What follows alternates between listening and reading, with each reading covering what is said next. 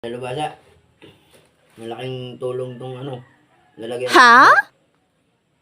Ito. Wala akong pisnit eh. May semento ko dito. Puro bukol-bukol.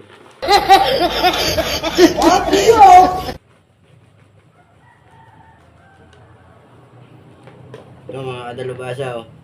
Ang laking pakanabang. Perfect! Diba? Oo. Diba? Pino na uli yung semento natin. Ganito lang gagawin nyo. Wow! Sa mga mamimiwas na, no? So nice. Oh, di ba? Steve, pino na uli yung semento. Perfect! Kasi nabuo, nabasa. Kaya ito ang ginawa ko.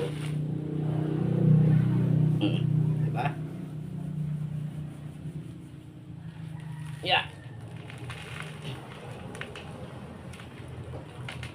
Sayang kasi yung semento eh.